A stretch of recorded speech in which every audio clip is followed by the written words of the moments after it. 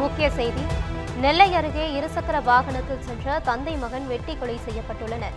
இது குறித்த கூடுதல் தகவல்களை தருகிறார் நமது செய்தியாளர் சுப்பிரமணியன். வணக்கம் சுப்பிரமணியன், விவரங்களை பதிவு செய்யலாம்.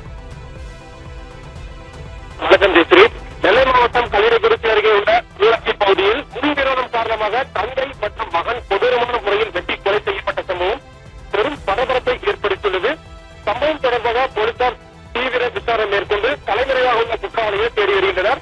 போலீசார் தெரிவிக்கையில் ஊராட்சி பகுதியைச் சேர்ந்த சித்திரகுப்தனின் மகன் காளிமுத்துவுக்கும் அதே பகுதியைச் சேர்ந்த பெருமாள் தரப்பினருக்கிடையே நீண்ட நாட்களாக முன்விரோதம் இருந்து வந்ததாக தெரிகிறது.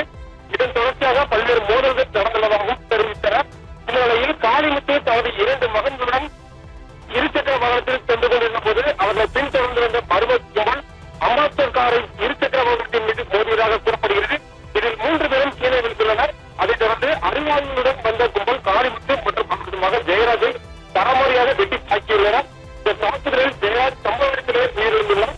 காளிமுத்துவும் பலத்த காயமடைந்து உயிரிழந்தார். மேலும் காளிமுத்துவின் தலையை துண்டித்து சம்பவ இடத்திலே வீழ்த்திவிட்டு கொலையாளிகள் தப்பிச் சென்றதாக போலீசாரின் முதற்கட்ட விசாரணையில் தெரிவித்துள்ளனர்.